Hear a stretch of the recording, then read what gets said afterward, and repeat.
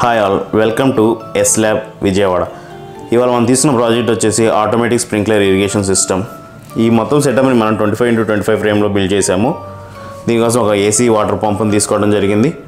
ఈ AC పంప్ని control చేయడానికి ఒక సర్క్యూట్ ఒకటి బిల్డ్ చేసాం. ఈ సర్క్యూట్కి ఏవైతే ప్రోబ్స్ ఉన్నాయి, సెన్సార్ ప్రోబ్స్, వాటిని ప్లేస్ చేయడానికి డ్రై అండ్ వెట్ శాండ్ని సపరేట్ కప్స్లో తీసుకున్నాం, 2 కప్స్లో.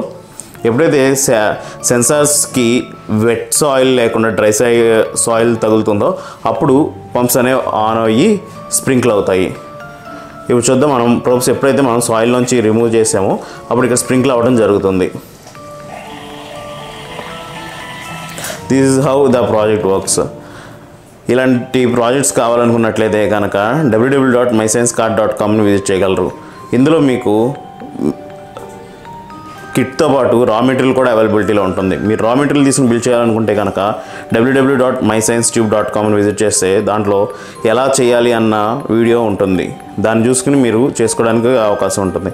అదేవిధంగా దీనికి కావాల్సిన సర్క్యూట్, స్కెచ్, లైనప్స్ అన్నీ కూడా అందుబాటులో ఉంటాయి. Please do like, share and subscribe to our channel. Thanks for watching.